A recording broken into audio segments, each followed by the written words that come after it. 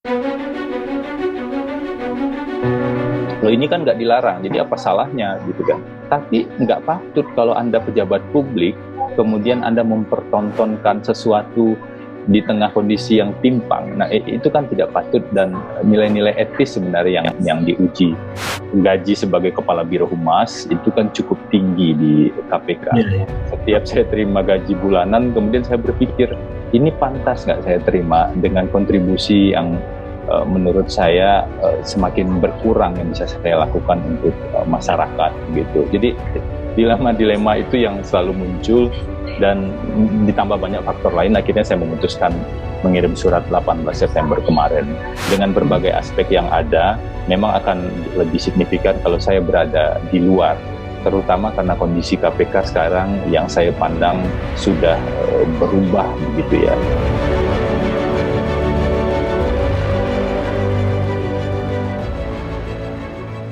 Terima kasih nih Mas Febri waktunya. Jadi ini juga sebenarnya wawancara yang bersumber dari keprihatinan. Sebenarnya kan juga Kompas.com salah satu yang bisa dibilang prihatin lah melihat kondisi perubahan yang di KPK ini kan. Dari ketika berbagai hal lah, dari independensi mulai berubah, terus juga dari termasuk sistem ASN yang sekarang yang dipakai di KPK. Terus kemudian kita juga dikejutkan lagi dengan berita besar sih sebenarnya, mundurnya seorang Febri Diansah. Kan selama ini juga Mas Febri bisa dibilang lekat juga kan dengan KPK ya, terutama sejak jadi jubir kan. Banyak yang bilang juga Mas Febri ini bisa menggantikan sosok Johan Budi yang selama ini bisa tenang ketika berbicara di TV, bahkan dengan kondisi diserang narasumber seperti ya bisa dibilang cukup kontroversial lah kayak Fahri Hamzah dan lain-lain. Terus juga Mas Febri juga bisa mewakili KPK dengan bahasa-bahasa yang cukup sejuk ya ketika berbicara soal isu pelemahan. Terus juga kasus yang cukup besar dari Setia Novanto, EKTP dan segala macamnya. Jadi ini sebenarnya juga cukup berita besar buat banyak media terutamanya. Ini kenapa sih? Ada apa sih dengan seorang Febri Diansah mundur? Tapi sebelum kita bicara mundur, sebenarnya kita pengen bicara yang relax-relax dulu nih Mas Febri. Ya. Pertama, sebenarnya ketika Mas Febri itu pertama kali di KPK itu tahun berapa sih Mas? Masih ingat nggak? Masuk KPK November 2013 ya. Tapi nggak langsung ditugaskan di direktorat gitu. Dikasih induksi dulu, pelatihan 2 bulan di Pusdik Kopassus ya, di tempat pelatihan Kopassus di Batu Jajar waktu itu 2 bulan. Baru setelah itu ditugaskan di gratifikasi di tahun 2014 awal berarti ya, kalau di gratifikasi mulai bertugas. 2013 itu berarti proses seleksinya 2013 ya? Seleksinya di awal 2013, Indonesia memanggil 7. Sebenarnya saya kan mau daftar jadi, pendaftaran dulu jadi penyelidik. Tapi ya kemudian karena penyelidik itu kan kerjanya butuh tertutup ya. Meskipun awalnya motivasi saya itu pengen jadi penyidik, beda kan penyelidik dan penyidik kan. Tapi penyidik saat itu nggak dibuka, dan saya pikir saat itu ya mungkin ada perbedaan tugas tetapi tidak terlalu kontras gitu antara penyelidik dan penyidik. Saat itu saya berpikir, makanya saya daftar penyelidik. Tapi diterimanya di Direktorat Gratifikasi di bidang pencegahan. Nah, sebelumnya kan Mas Febri juga bisa dibilang dikenal publik sebagai aktivis ICW ya. Wakil ICW juga dalam banyak sebagai narasumber ketika di TV atau di media. Wah, kemudian apa sih alasannya tertarik bergabung dengan KPK? Yes. Apakah semangatnya sama dalam pemberantasan korupsi dan segala macam? Saya masuk ICW itu begitu lulus kuliah di Fakultas Hukum UGM. Saya lulus kuliah, setelah wisuda, kemudian langsung ke Jakarta, begitu 2007 ya, sekitar bulan Agustus saat itu. Nah, kemudian sekitar beberapa tahun di ICW saya pernah diajak sebenarnya oleh seorang teman untuk daftar di KPK. Di Indonesia memanggil 4 atau 5, seingat saya waktu itu. Tapi saya bilang pada saat itu saya masih berpikir bahwa saya masih harus fight untuk melawan korupsi di divisi hukum ya saat itu, dalam porsi di luar sistem lembaga atau instansi negara. Karena itu saya masih memilih di ICW sampai dengan 2013, jadi sekitar 6-7 tahun juga. Tapi kita ingat di tahun 2013 itu, 2012-2013 sebenarnya ada kejadian cicak buaya pertama, buaya yang pertama. Dan di sana saya sangat intens untuk advokasi KPK pada saat itu bersama teman-teman koalisi masyarakat sipil. Saya dari ICW dan beberapa orang teman sangat intens saat itu dan memahami bagaimana kondisi di KPK, termasuk juga mundurnya atau alih tugas ya bahasa formilnya, alih tugas sejumlah penyidik menjadi pegawai KPK. Jadi mundur dari instansi asal dari Polri saat itu dan kemudian menjadi pegawai KPK. Ada Novel Baswedan kita ingat dan beberapa orang teman penyidik saat itu. Dan saya mendengar ada pengumuman juga dari KPK bahwa kami akan mencari atau kami membutuhkan penyidik independen yang berada di KPK. Meskipun sebenarnya semua penyidik itu tentu harus independen ya. Tapi saat itu informasi yang muncul dan disebar dari KPK. Mas Johan seingat saya yang bicara saat itu. Dan kemudian saya pikir saya sudah 6 tahunan, hampir 7 tahun di KPK. Ilmu hukum yang saya pelajari di kampus dan selama di ICW, maksud saya 6-7 tahun di ICW ya. Ilmu hukum yang saya pelajari di sana saya kira harus saya maksimalkan dan terapkan secara lebih detail. Jadi di detail karena banyak juga yang mengatakan bahwa ilmu hukum yang dipelajari itu memang harus dilihat implementasinya. Dan saya pikir mungkin ini waktunya dan saya terpanggil untuk daftar ke KPK pada saat itu. Kebetulan memang tagline-nya memang sangat menggugah ya. Indonesia memanggil. Nah, saya daftarlah di Indonesia memanggil 7 itu dan saya ikut proses seleksi sampai seleksi kompetensi gitu. Jadi di KPK itu kan proses seleksinya dilakukan oleh eksternal. Semua proses dilakukan eksternal sampai dengan tahap kompetensi kecuali di proses wawancara. Yang saya ketahui itu dilakukan untuk memaksimalkan subjektivitas dalam proses seleksi tersebut. Jadi biar lebih objektif, indikator-indikatornya ditetapkan dan seleksinya dilakukan oleh lembaga yang ditunjuk begitu setelah tender dan lain-lain gitu ya. Nah, saya ikut sampai tahap wawancara. Dari sana saya baru memahami secara agak lebih jauh bahwa menjadi penyelidik itu butuh kerja yang tertutup. Sedangkan saya selama 6 tahunan di ICW sangat terbuka sebenarnya karakter pekerjaannya. Gitu kan. Tapi ya nggak apa-apa, setidaknya saya sudah lulus sampai tahap kompetensi dan sudah terpanggil dalam proses seleksi itu. Sampai kemudian panitia menghubungi saya lagi untuk wawancara ulang di Kedeputian Bidang Pencegahan di Gratifikasi. Karena di KPK mekanismenya saat itu yang dijelaskan ke saya, kalau Anda sudah lulus sampai tahap kompetensi, itu sekitar 4 atau 5 tahap tes ya. Kalau Anda sudah lulus sampai tahap kompetensi, artinya dari aspek kompetensi dan kemampuan, standarisasinya sudah lewat dari itu, artinya sudah lolos, sehingga untuk wawancara adalah proses penempatan dan kecocokan di unit masing-masing. Akhirnya saya diwawancara di gratifikasi dan kemudian diumumkan lulus di Direktorat Gratifikasi. Ini juga jadi pertanyaan banyak orang sih sebenarnya.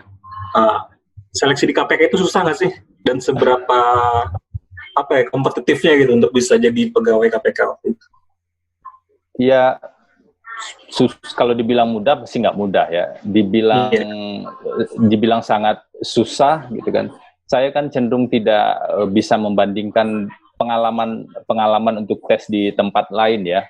Karena ketika saya masuk ke ICW itu yang dilihat lebih ke track record ya. Track record bukan proses seleksi yang berlapis-lapis seperti di lembaga negara. Tapi sebagai gambaran ya proses seleksinya pertama ada seleksi administrasi ya.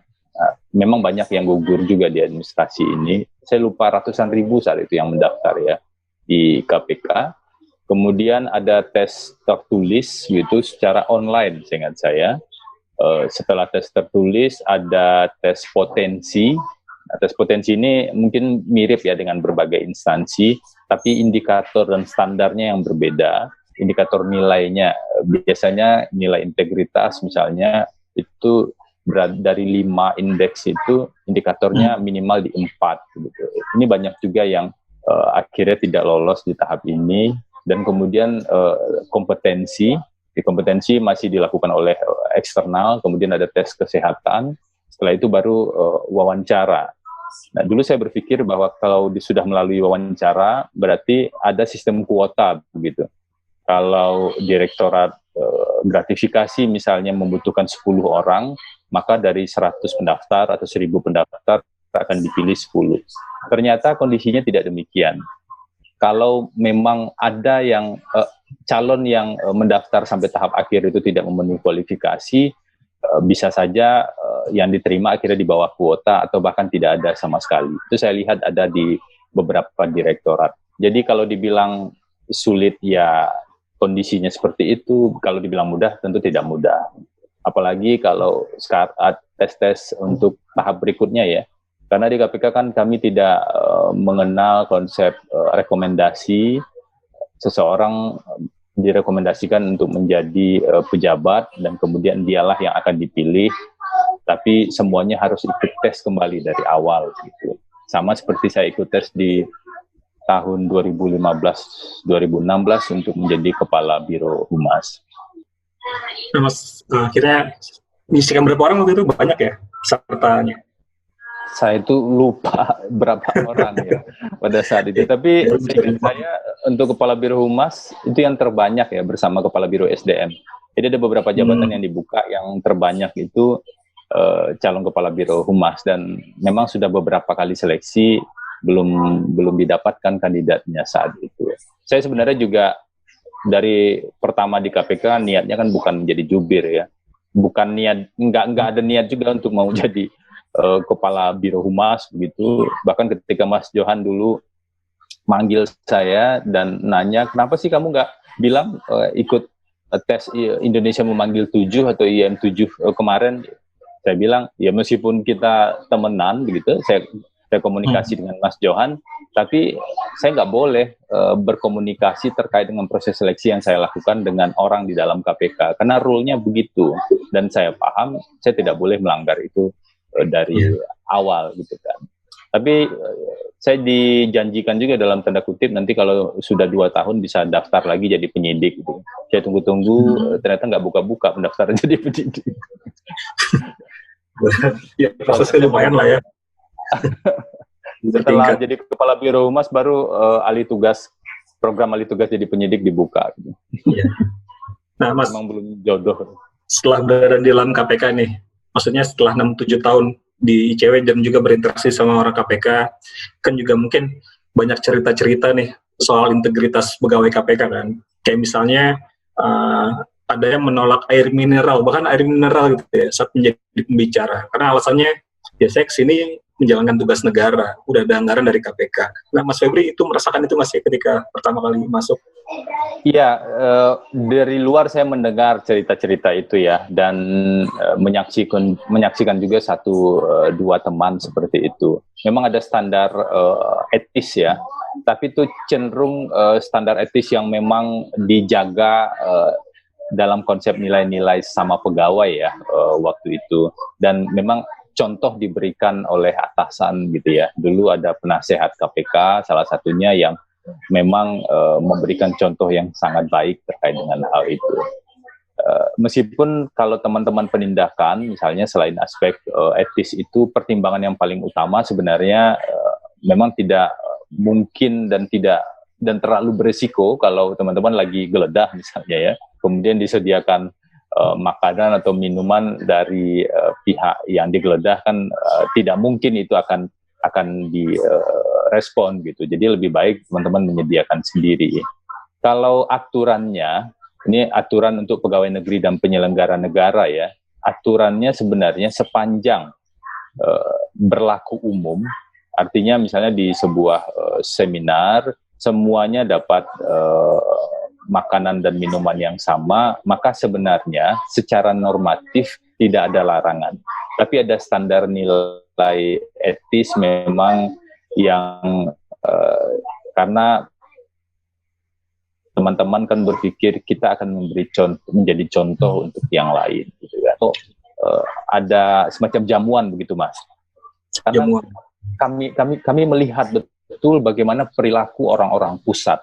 Nah, ini kan jadi isu lama ya, dan memang masih terjadi pada saat itu. Bagaimana perilaku orang-orang pusat kalau berkunjung ke daerah, dijemput di bandara, mobilnya mungkin bukan mobil dinas pemerintah daerah juga, tapi disewakan khusus agar dilayani semaksimal mungkin, kemudian dijamu begitu. Setelah di daerah kita nggak tahu uangnya dari mana, bahkan ada yang dibelikan oleh-oleh segala macam. Nah, kami di KPK ingin meruntuhkan apa yang sudah berkembang sekian lama tersebut. Jadi tetap menjaga sistem nilainya, gitu. Mas, ada yang bilang juga kan KPK itu tempat paling kondusif lah untuk menjaga integritas. Itu benar nggak? Sampai sekarang juga masih seperti itu? Saya percaya ukuran kondusif itu ditentukan oleh dua hal, ya. Setidaknya oleh dua hal. Pertama, lingkungan di sekitar. Lingkungan itu artinya teman-teman yang berinteraksi. Ini yang saya temukan kembali ketika saya pamit ke Dewas, begitu, Pak Artijo yang bilang demikian. Gitu kan. Lingkungan yang berintegritas lah, orang-orang yang berintegritas dan punya visi yang sama lah, yang kemudian membuat KPK itu bisa seperti sampai saat ini, gitu. Artinya kalau itu dibilang situasi yang kondusif, iya, gitu kan. Tapi bukan hanya KPK, saya kira di instansi lain pun, kalau teman-teman jurnalis misalnya pegangannya kan ada konsep etik juga di jurnalistik. Jadi fondasi utamanya sebenarnya nilai-nilai patut atau tidak patut atau nilai-nilai etis. Karena ada saja orang mengatakan, loh ini kan nggak dilarang, jadi apa salahnya, gitu kan. Tapi nggak patut kalau Anda pejabat publik, kemudian Anda mempertontonkan sesuatu di tengah kondisi yang timpang. Nah, itu kan tidak patut, dan nilai-nilai etis sebenarnya yang diuji di sana, gitu kan. Jadi kalau pertanyaannya apakah situasinya cukup kondusif, saya kira kondusif ya, meskipun tantangannya juga tidak sedikit ya berada di KPK, karena karakter KPK ini kan agak berbeda dengan instansi lain. Pertama, karakter keberagamannya. Di KPK itu banyak pegawai itu berasal dari instansi yang berbeda-beda, yang punya culture masing-masing yang sudah kuat di instansi tersebut, gitu kan. Kemudian bercampur dan melakukan tugas bersama. Di KPK itu ada harapan publik yang sangat luas, sehingga itu bisa mendorong kita bekerja. Dulu ketika saya pertama kali di KPK, slip gaji itu masih ditulis, Mas. Kalau dulu kan masih ada slip gaji ya, di slip gaji itu ditulis penghasilanku ini dari uang rakyat. Jadi setiap bulan kami masih menerima slip gaji itu waktu awal-awal ya, kemudian sudah beralih ke online, dan ini sebenarnya adalah bagian dari cara membangun dan mengelola sistem nilai yang ada di KPK. Sekaligus itu juga yang agak kemudian membuat saya punya beban moral, terutama di tahun 2020 ini, karena gaji sebagai kepala Biro Humas itu kan cukup tinggi di KPK. Setiap saya terima gaji bulanan, kemudian saya berpikir, ini pantas nggak saya terima dengan kontribusi yang menurut saya semakin berkurang yang bisa saya lakukan untuk masyarakat, begitu. Jadi dilema-dilema itu yang selalu muncul, dan ditambah banyak faktor lain, akhirnya saya memutuskan mengirim surat 18 September kemarin. Mas Febri, tanya Mas, Mas Febri kan sebelumnya sempat mengatakan dalam surat tersebut bahwa kondisi hukum dan politik bagi KPK sudah berubah. Boleh dijelasin nggak sih Mas, seperti apa sih perubahan yang ada di KPK itu setelah revisi UU KPK yang Mas Febri rasakan? Sebenarnya perubahan bukan hanya terjadi September atau katakanlah Agustus September ini ya. yang sudah kami bicarakan, yang sudah kami diskusikan itu sebenarnya terjadi sejak tahun lalu ya. Bisa disebut Agustus atau September tahun lalu. Jadi kurang lebih 1 bulan. Ketika perdebatan, diskusi-diskusi, dan bahkan kita kaget awalnya ya ketika masyarakat atau mahasiswa itu ribuan atau mungkin puluhan atau ratusan ya, saya nggak tahu, di seluruh Indonesia begitu jumlahnya, yang turun ke jalan dan menyuarakan salah satu isunya adalah Save KPK begitu. Meskipun dalam bahasa-bahasa kekinian ya yang dimiliki mahasiswa. Dan juga ketika ada beberapa mahasiswa yang akhirnya gugur begitu dalam demonstrasi tersebut, tapi tetap dipaksakan revisi Undang-Undang KPK. Dan dari setelah kami analisis, dulu draftnya kan sampai KPK mengeluarkan pendapat resmi ya tentang beberapa hal krusial dalam revisi tersebut, dan termasuk risiko independensi. Nah, ternyata kondisinya memang pasca revisi itu mau tidak mau ada perubahan, meskipun ada kondisi peralihan ya, kita ingat sampai dengan dibentuknya Dewan Pengawas, beberapa kewenangan masih berjalan, dan hal itu terjadi dari waktu ke waktu dikombinasikan dengan, jadi ada isu regulasi, ada isu pimpinan baru yang juga dipilih, dan kami berada dalam situasi itu sekitar selama setahun gitu, atau selama 11 bulan mungkin ya kalau dihitung sejak bulan Desember atau Januari gitu.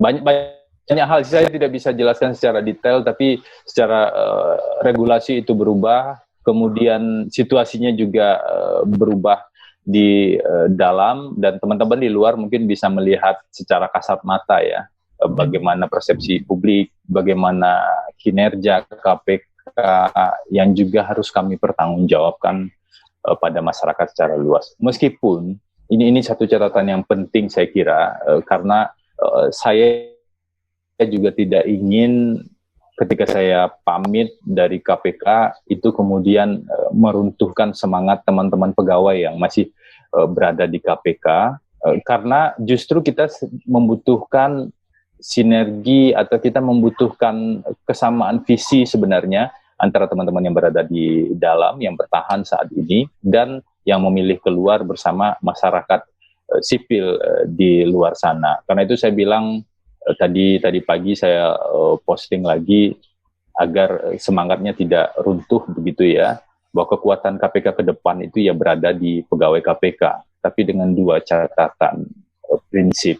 Pertama, aturan yang berlaku yang dibuat setelah revisi Undang-Undang KPK ini itu benar-benar bisa memberikan independensi pada pegawai KPK.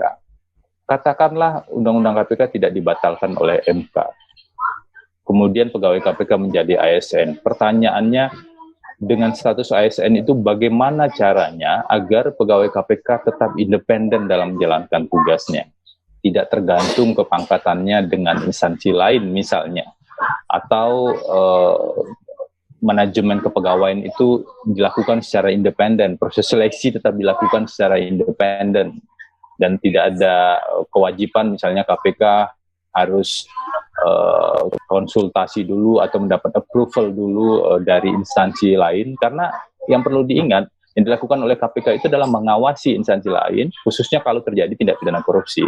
Jadi independensi itu hal yang mutlak. Dan yang kedua sarannya adalah ada kesamaan atau ikatan moral antara pegawai KPK di dalam dengan masyarakat di luar dalam satu visi yang sama tadi, komitmen memberantas korupsi begitu. Baik Mas, terkait pengunduran Mas Febri dan juga banyak pegawai lainnya kan, catatan terakhir ada sekitar 30 pegawai sudah mengundurkan diri pada tahun 2020 ini. Ada yang mengaitkan selain karena revisi UU, juga karena ada masalah dengan terpilihnya pimpinan KPK yang baru, periode yang baru. Apakah hal itu juga menjadi salah satu pertimbangan Mas Febri untuk mengundurkan diri, Mas? Angkanya kalau yang disebut saya baca kemarin 37 ya, tapi sebenarnya kita perlu memilah antara pegawai negeri yang kembali, PNS yang kembali ke instansi asalnya itu ada beberapa, dengan pegawai tetap di KPK. Jadi di KPK itu ada 3 jenis pegawai.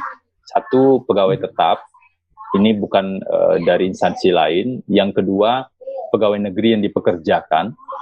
Nah ini dari PNS di instansi yang lain, dia punya masa tugas memang. Jadi setelah masa tugas selesai, mau tidak mau, memang harus kembali ke instansinya. Nah yang ketiga, pegawai tidak tetap. Yang konteks resign atau pamit tadi mungkin pasnya lebih ke pegawai tetap ya, karena pilihan-pilihan dan pertimbangan masing-masing. Saya tidak tahu pertimbangan teman-teman seperti apa secara keseluruhan. Mungkin secara pribadi juga ada pilihan-pilihan yang tidak bisa dijelaskan secara gamblang begitu. Kalau baca surat pengunduran diri kan biasanya normatif ya, bahwa saya mengundurkan diri, ingin mendapat tantangan baru dan mengembangkan kemampuan, karir dan lain-lain, kemudian mengucapkan terima kasih. Gitu kan. Tapi ada beberapa memang yang bicara juga dengan saya, dan saya bisa memahami latar belakang mereka akhirnya memilih untuk meninggalkan lembaga yang sangat mereka cintai ini. Meskipun mereka tetap bekerja dalam bidang-bidang terkait dengan pemberantasan korupsi ya. Jadi banyak faktor memang. Kalau terkait dengan pimpinan saat ini, publik silahkan menilai. Masyarakat dengan gamblang sebenarnya bisa menilai dan menjawab hal tersebut, karena banyak hal terjadi di tahun 2019. Kita tentu tidak boleh terlalu cepat melupakan apa yang terjadi beberapa waktu yang lalu. Baik Mas, kalau masalah revisi UU KPK kan sudah bergulir sejak tahun lalu ya, sejak Agustus September tahun lalu. Boleh tahu nggak sih Mas, apakah pertimbangan Mas Febri ini untuk mengundurkan diri itu sudah dipertimbangkan sejak kapan sih Mas? Dan apa yang akhirnya membuat Mas Febri tekadnya bulat untuk ya ini keputusan terbaik adalah mengundurkan diri dari KPK? Saya bilang di surat itu, saya sudah coba jalani sekitar 11 bulan gitu kan. Artinya pembicaraan tentang untuk menjawab satu pertanyaan. Jadi pertanyaannya sebenarnya sederhana. Ketika saya masuk, ketika saya berada di KPK, atau ketika memutuskan bertahan atau tidak misalnya. Pertanyaannya sederhana. Seberapa besar, seberapa signifikan saya atau kita bisa berkontribusi untuk pemberantasan korupsi. Pertanyaan itu yang selalu kemudian mengingatkan kami agar kami tetap bisa bekerja secara maksimal. Dan sampai dengan sekitar Agustus dan September kemarin, saya memang sudah sampai pada kesimpulan bahwa kontribusi saya untuk pemberantasan korupsi memang akan lebih, dalam hitungan saya tentu saja ini ya, dengan berbagai aspek yang ada, memang akan lebih signifikan kalau saya berada di luar. Terutama karena kondisi KPK sekarang yang saya pandang sudah berubah begitu ya. Meskipun bahasanya kan saya sebut kondisi politik hukum sudah berubah, benar ada banyak hal yang kadang kalau saya pikir-pikir mungkin tidak tepat juga saya jelaskan terlalu gamblang begitu, karena ada institusi KPK yang juga perlu kita jaga, karena ada moralitas teman-teman pegawai di KPK yang bertahan saat ini yang juga perlu kita jaga semangatnya. Mas, respon pimpinan itu gimana sih Mas, waktu Mas Febri nyerahin surat tuh? Tanggapan pimpinan KPK itu gimana? Ada yang ajak bicara secara personal nggak atau gimana? Ya, saya memang serahkan satu persatu ya. Jadi saya buat beberapa rangkap, ada 5 rangkap untuk pimpinan saya buat memang, dan itu saya tanda tangani semua, jadi nggak ada yang fotokopian gitu. Saya datangi satu persatu, saya minta pertama kali datang ke Pak Firly, tapi saat saya ke ruangan ada Bu Lili saat itu, jadi sekalian saja saya serahkan Pak Firly dan juga ke Bu Lili. Mereka membaca suratnya. Kalau di pertemuan pertama ini cenderung agak formal saja sebenarnya komunikasinya. Kalau yang agak banyak diskusinya saat saya bertemu Pak Nawawi ya, hari Senin kemarin saya ketemu Pak Nawawi, karena sebenarnya sebelumnya sekitar beberapa minggu atau sebulan sebelumnya saya sudah ketemu juga dengan Pak Nawawi untuk menyampaikan rencana, atau saya bilang bahasanya saya sedang berpikir serius untuk memilih jalan berada di luar KPK. Itu sekitar sebulan sebelum saya ajukan surat itu. Itu sudah saya sampaikan sebenarnya ke Pak Nawawi dalam sebuah proses diskusi yang cukup panjang ya. Terus ada yang ini nggak Mas? Ada yang secara personal menahan gitu? Udahlah di sini aja lah gitu. Ada karena misalnya dikatakan ya kalau teman-teman satu persatu keluar, bagaimana nasib KPK ke depan misalnya. Itu yang Itu siapa, Mas? Ada Pak, saya ingat saya Pak Nawawi sama Pak Gufron ya sempat bertanya itu. Tapi saya bilang begini, KPK itu tidak pernah didirikan dan berjalan hanya oleh orang-orang di KPK sendiri saja. Gitu. Selama KPK ada, dukungan publik, pengawalan dari publik di sini ya masyarakat, ya kampus, ya media, dan semua unsur di publik ya, itu sangat penting untuk keberadaan KPK. Jadi saya tidak pernah akan tinggalkan KPK meskipun saya secara formal tidak berada di sini gitu kan. Itu saya sampaikan juga. Jadi karena cara berpikirnya tidak bisa hanya dalam dilokalisir hanya satu pertempuran di dalam KPK saja. Ibarat perang itu terdiri dari banyak pertempuran, dan pertempuran bisa dilakukan di dalam KPK dengan tugas dan kewenangan yang ada, di luar KPK atau dimanapun juga. Sepanjang kita masih berpikir pada satu perang yang sama, yaitu perang melawan korupsi. Ini kan proses panjang sebenarnya yang harus kita lakukan. Jadi bukan sekedar soal kalau Anda di KPK berarti Anda lebih berkontribusi jauh atau paling besar untuk memberantas korupsi.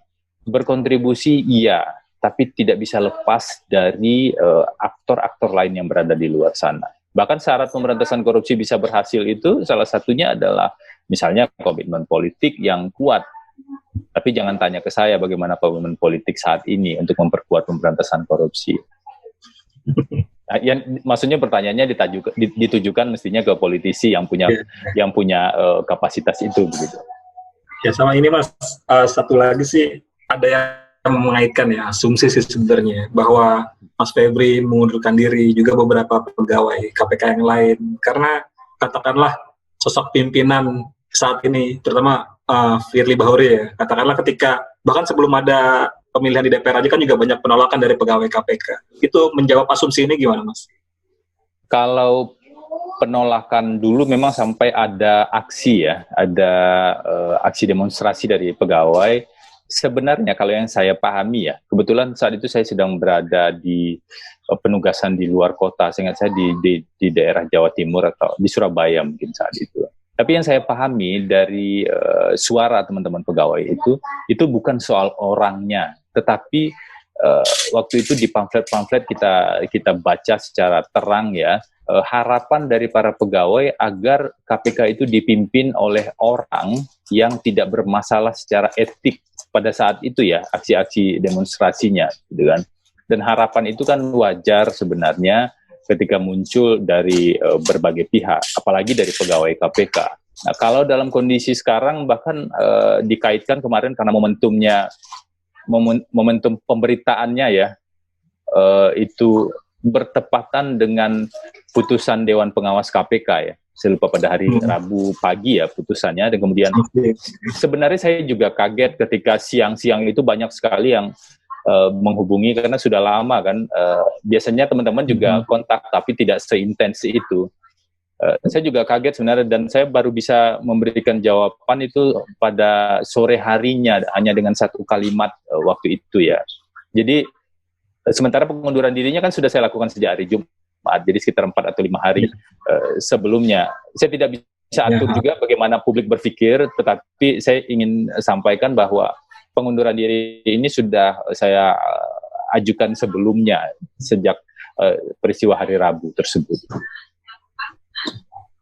Masalah ini Mas, maksudnya sebelum mutus mundur ya, biasanya ketika kita mau resign dari kerjaan atau apa, pasti ada suasana kebatinan yang berkecamuk ya. Sebenarnya apa sih yang bikin Mas Febri itu yakin bahwa keluar dari KPK ini putusan yang lebih tepat untuk sesuai katakanlah untuk pemberantasan korupsi? Itu ada titik apa sih Mas yang bisa dibilang jadi kayak semacam apa ya? Oh iya nih momentumnya kayak begini. Saya agak sering berada dalam kondisi pasti ada pertimbangan rasional ya.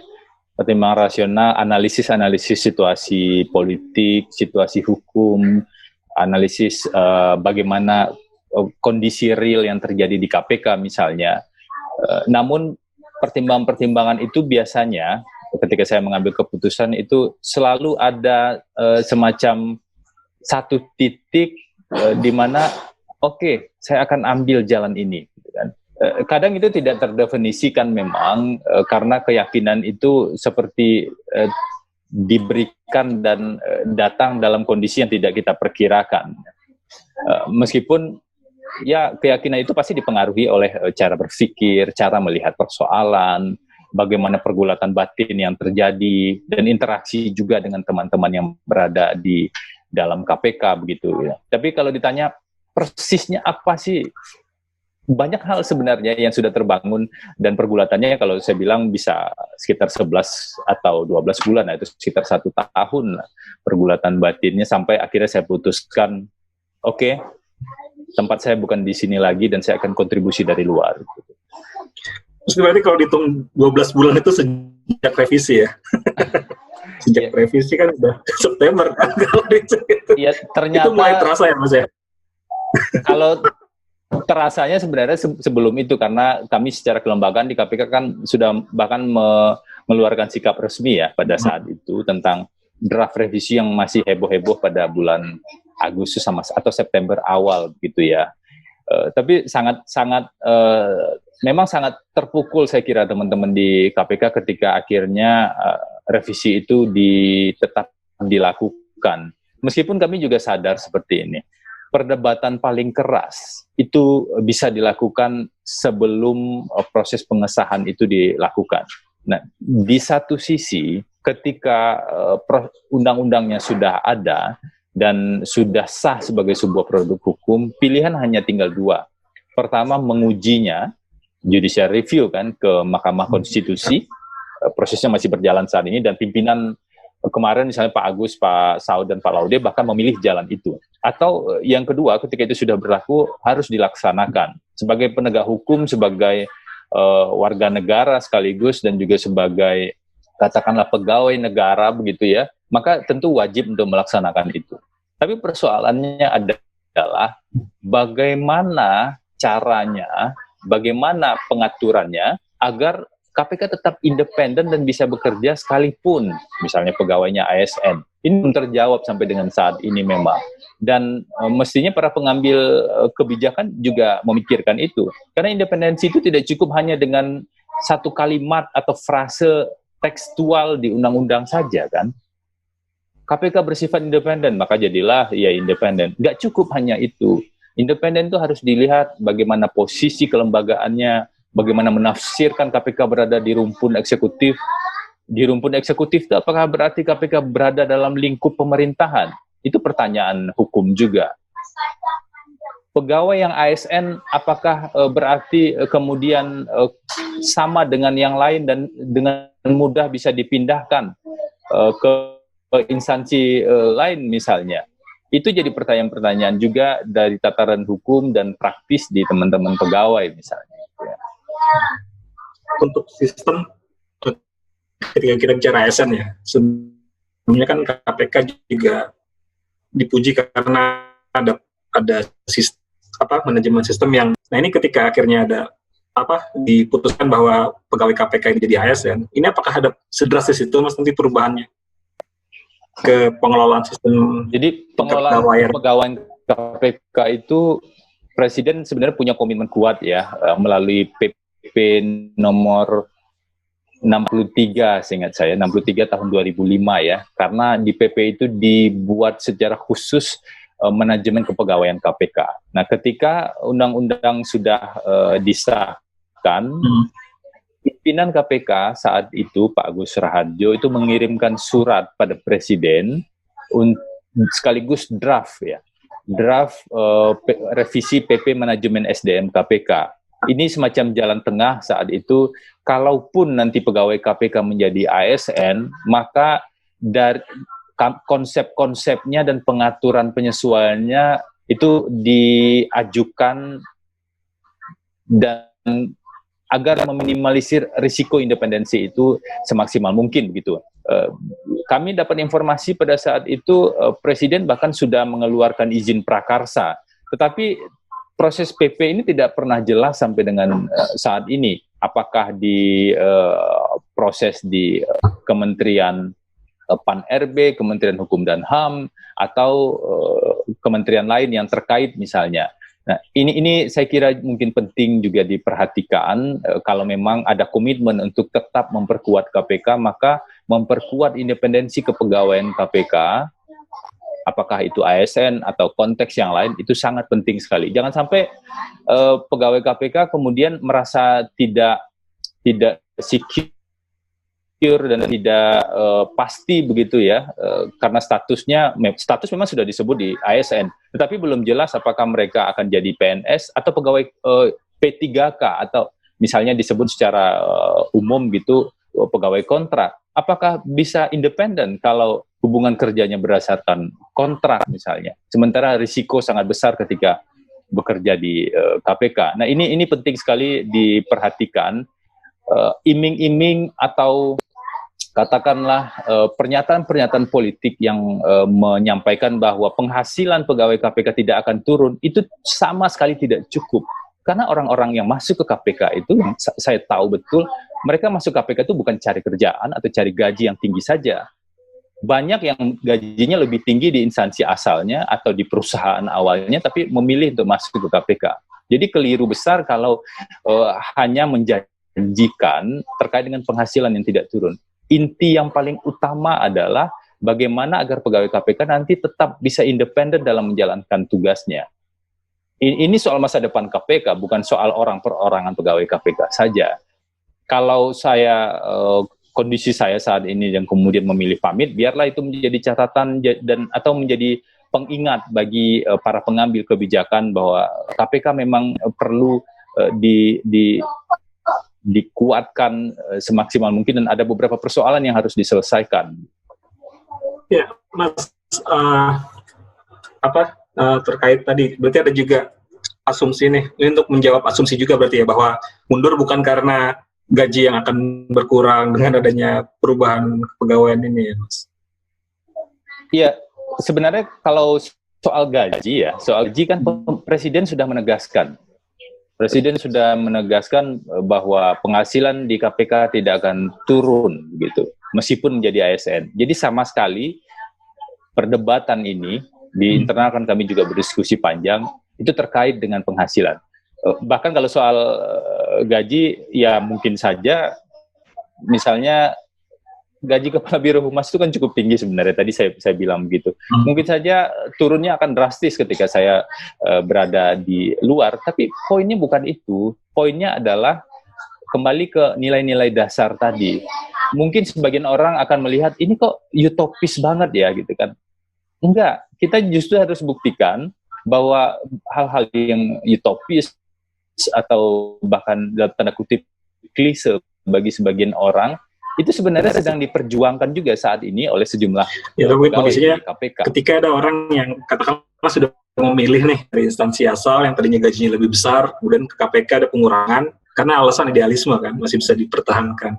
Tapi kemudian ketika kondisinya berubah, kok kayak gini sih? Mendingan gue balik lagi ke tempat yang dulu. Itu juga bisa jadi kayak gitu juga kali Mas ya. Maksudnya? Saya kira tidak, karena kalau soal penghasilan ya. Soal penghasilan nggak ada masalah sama sekali. Tapi persoalannya bukan di penghasilan. Saya yakin betul teman-teman itu nggak akan mempan dijanjikan hanya gaji Anda nggak turun gitu loh. Nggak akan mempan karena bukan soal gaji kan bekerja. Anda bekerja itu karena Anda mencintai pekerjaan itu dan karena Anda punya mimpi besar. Ketika Anda bekerja, apa yang Anda lakukan itu bisa bermanfaat bagi orang banyak. Bukan sekedar Anda setiap hari melakukan rutinitas saja dan kemudian setiap bulan gajian. Untuk apa pekerjaan dan jabatan itu kalau hanya untuk itu kan setiap bulannya. Dan banyak teman-teman di dalam KPK punya pemikiran dan visi yang sama ketika saya diskusi dengan mereka. Meskipun saya tidak mungkin berdiskusi dengan 1.600-an pegawai KPK ya.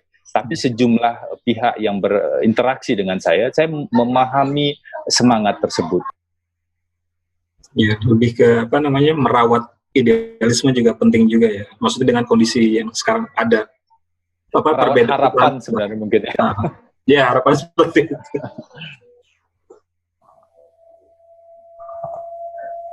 Mas Febri, tadi Mas Febri mengatakan bahwa akan tetap berjuang untuk memberantas korupsi setelah keluar dari KPK. Boleh tahu nggak sih Mas, apa yang akan dilakukan oleh Mas Febri setelah keluar dari KPK ini, dan bagaimana cara Mas Febri akan ikut menjaga upaya pemberantasan korupsi tersebut, Mas? Ya, di hari-hari pertama setelah keluar dari KPK mungkin saya akan bersih-bersihkan kolam dulu begitu ya. Itu kolam akuarium di belakangan. Ada lagi belum? Iya, bersih-bersihin kaca akuarium dulu gitu. Kalau di hari pertama gitu. Karena kebetulan memang tanggal 18 itu kan hari Minggu gitu ya. Tapi kemarin saya nggak jadi sebut itu karena saya takut itu jadi judul berita begitu kan. Jika ditanya teman-teman gitu. Gini, sebenarnya saya belum punya tempat bekerja dimanapun ketika memutuskan untuk pamit dari KPK. Karena memang saya juga tidak mengajukan lamaran, tidak apply begitu ya ke instansi pemerintah, BUMN, perusahaan swasta dan lain-lain. Ada beberapa tawaran yang sampai ke saya, tapi saya pikir mungkin saya tidak bisa berkontribusi juga di sana, jadi saya tidak terlalu menseriusi tawaran-tawaran tersebut. Tapi saya mulai diskusi juga dengan teman-teman bahwa ke depan gerakan masyarakat sipil untuk isu anti korupsi ini perlu diperkuat. Teman-teman di luar kan sekarang juga sedang terus berjuang ya dan menghadapi tantangan-tantangan yang nggak mudah. Gitu kan. Nah, ini perlu terus diperkuat dan saya tentu saja berpikir dengan dua kompetensi yang saya miliki. Pertama, latar belakang saya sebagai di bidang hukum ya, lulusan Fakultas Hukum dan kemudian diangkat menjadi advokat di tahun 2013. Dan yang kedua, pengalaman saya di bidang komunikasi publik. Jadi dengan bekal dua hal inilah saya pikir saya perlu bekerja di luar untuk memperkuat atau menambah kekuatan dari masyarakat sipil dalam isu anti korupsi. Yang sudah kami bicarakan sejauh ini adalah membangun konsep baru ya. Memang ini belum ditemukan, tapi kami pikir ini harus dilakukan gitu.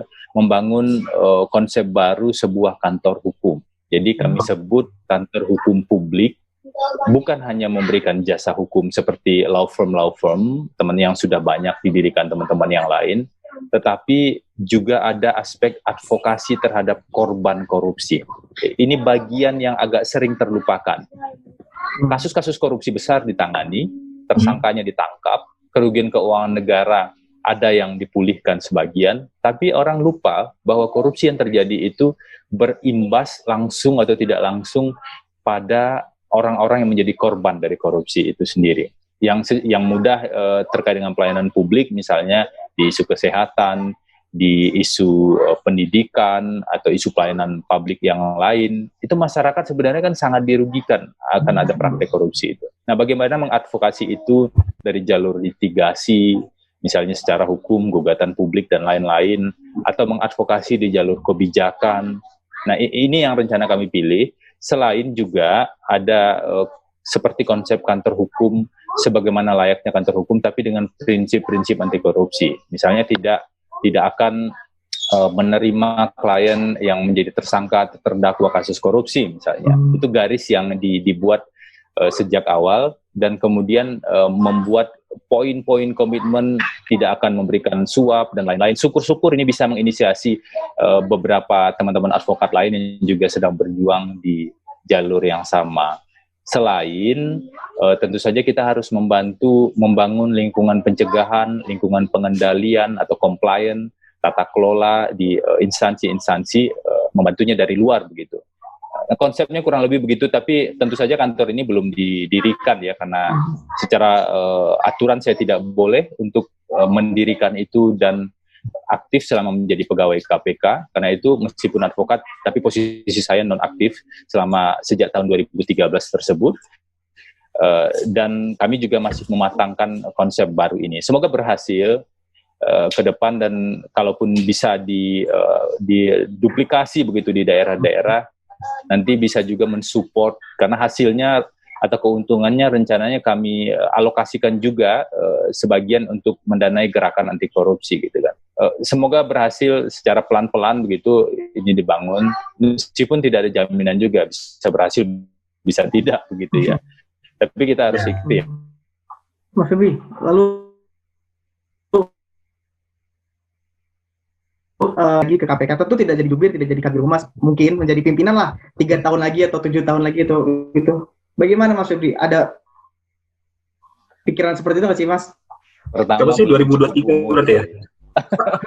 2023 atau 2000? Sangat jauh ya Mas ya. Ya. Di undang-undang baru itu kayaknya ditambah lagi ya umur minimalnya. Saya lupa, kalau dulu 40 tahun. Sekarang 40 tahun berarti tahun 2023 mungkin saya masih bisa daftar ya kalau 40 tahun. Kalau sekarang saya lupa 50 tahun sepertinya 50 ya. tahun. Ya artinya sebelum 50 tahun yang tidak, saya belum memenuhi syarat sebenarnya karena belum cukup umur begitu ya. Tapi poin pentingnya saya kira adalah gimana tetap bisa menjaga KPK ya. Karena saya punya pengalaman yang cukup panjang. Saya bilang ke pimpinan, saya itu mencintai KPK itu ketika berada di luar dan ketika berada di dalam. Waktu di ICW, saya di divisi hukum dan monitoring peradilan, concernnya dan advokasinya memang ya isu-isu terkait dengan KPK. Banyak hal terjadi saat itu saya kira. Dan kita juga intens dengan teman-teman jurnalis kan mengawal KPK saat itu. Jadi kalaupun saya keluar, saya rasanya saya bisa memahami bagaimana strategi yang tepat di dalam dan di luar secara proporsional untuk tetap jagain KPK gitu. Kalau kembali ke KPK daftar sebagai pimpinan, saya nggak tahu itu berapa tahun lagi kan bisa. Kalau kembali ke ICW, ada kemungkinan itu juga, Mas? Saya kira di ICW itu prinsip yang paling dasar yang saya pahami adalah konsep kaderisasi. Justru jauh lebih baik merekrut orang-orang muda begitu, lulusan-lulusan fakultas hukum, dibanding kemudian memanggil lagi alumni yang sudah ada. Karena kita kan membangun gerakan, membangun pemahaman, menularkan keyakinan, begitulah. Bahwa nanti di luar bekerja sama dengan teman-teman ICW, dengan teman-teman YLBHI, dengan teman-teman media atau koalisi masyarakat sipil, itu sangat mungkin terjadi. Kerjasama dalam konteks sebagai bagian dari masyarakat sipil anti korupsi itu.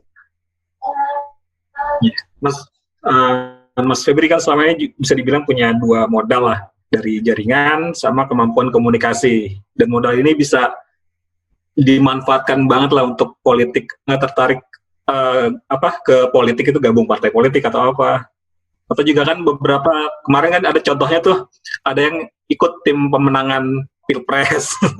Itu kayak gimana Mas? Apakah akan mengikuti jejak yang seperti itu atau gimana? Saya tidak terpikir sekarang. Ada teman-teman memang yang bikin isu begitu ya, bikin isu kemarin karena pilkada itu mau jadi calon kepala daerah. Saya kira tidak lah ya. Pertama saya harus jaga satu prinsip dasar di lembaga independen, KPK khususnya ya. Di beberapa negara di dunia ada yang mengatur tentang post employment itu. Jadi jangan sampai orang-orang yang keluar dari KPK itu kemudian langsung terjun pada wilayah yang sebenarnya punya konflik kepentingan yang kuat dengan pekerjaannya selama di KPK. Dan jangan sampai juga masyarakat berpikir Anda bekerja di KPK agar Anda populer dan kemudian Anda bisa mencalonkan diri dan mengambil keuntungan dari popularitas Anda tersebut. Ini nggak bagus untuk institusi KPK-nya. Jadi memang harus dijaga harapan publik terhadap KPK tersebut. Karena itu saya bilang ke teman-teman, enggak lah, saya mau fokus di hal yang lain dulu untuk membangun gerakan anti korupsi dari perspektif tadi, berinisiatif untuk membangun kantor hukum publik tersebut. Sama saya aja Mas, rencananya mau bikin kantor hukum. Ada teman-teman yang diajak bekerja sama. Ada beberapa teman yang sekarang sedang membahas hal tersebut ya, bagaimana sih realnya ke depan. Tapi mungkin nanti baru saya sampaikan ya, sekaligus agar informasinya lebih lengkap gitu, apa saja sih sebenarnya yang akan dilakukan, agar ini tetap diletakkan bukan sekedar soal keputusan pribadi, bukan hanya sekedar soal pilihan membangun katakanlah aspek bisnis saja, Karena kalau aspek bisnis saja rasanya kontribusi terhadap pemberantasan korupsi juga tidak bisa signifikan kalau dari perspektif saya saat ini begitu. Jadi tetap perlu kita letakkan sebagai bagian dari komitmen bersama. Nah ya Mas, untuk pegawai KPK nih, kan bisa dibilang memang tantangannya berat ya. Dari sebelum revisi aja mereka harus menghadapi teror, bahkan serangan langsung kan kayak Novel Baswedan misalnya. Terus juga ketika akhirnya katakanlah mulai dilemahkan dengan revisi undang-undang, tentu kan jadi pukulan berat juga buat orang-orang yang berusaha menjaga idealismenya di dalam. Nah, harapan Mas Febri ini untuk orang-orang yang bertahan di dalam itu apa sih Mas? Pesan-pesan yang perlu ya katakanlah ini gue nitip pesan ini nih ketika mau keluar, itu apa aja Mas? Kalau ke teman-teman pegawai KPK yang bertahan di dalam, saya yakin tanpa menyampaikan pesan pun mereka paham bahwa kami tetap terhubung begitu ya. Upaya pemberantasan korupsi tetap harus jadi concern. Kalau bicara soal pesan dan harapan, saya kira pesan dan harapan mungkin lebih tepat kita tujukan pada pengambil kebijakan. Pengambil kebijakan untuk tetap menjaga independensi KPK, karena ini sebenarnya tiang utama kalau ibarat rumah begitu ya. Fondasi utamanya itu adalah independensi. Dan dari sini baru kemudian bisa bekerja secara maksimal, membuktikan pada publik apa yang sudah dikerjakan dan lain-lain. Nah, dan cara lainnya adalah yang juga sangat penting untuk membantu KPK juga adalah komunikasi publik KPK, keterbukaan KPK pada masyarakat itu hal krusial yang sangat penting diperhatikan gitu. Karena kalau di KPK konsep komunikasi publiknya bukan sekedar sebagai menyalurkan informasi tentang apa yang dilakukan, tapi yang lebih mendasar dari itu, komunikasi di KPK ke masyarakat itu adalah bentuk akuntabilitas dan pertanggungjawaban kerja KPK. Karena itu nggak boleh komunikasinya satu arah. Harus juga membaca bagaimana pendapat publik melalui media atau media sosial sebagai cermin ya, dan kapan perlu mereview itu ke dalam untuk perbaikan. Jadi komunikasi dua arah yang perlu dibangun. Nah, apakah itu bisa terjadi nantinya? Harapan kita tentu itu bisa terjadi.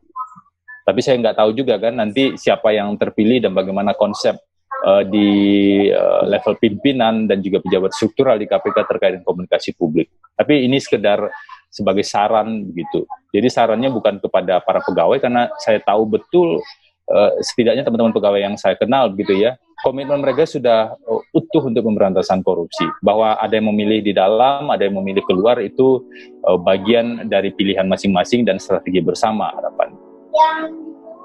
Ya, mungkin juga ini tugas kita semua juga ya untuk menjaga gimana nggak cuma sekedar KPK sih, tapi mengembalikan independensi KPK juga secara umum, gimana caranya agar Indonesia itu bebas korupsi.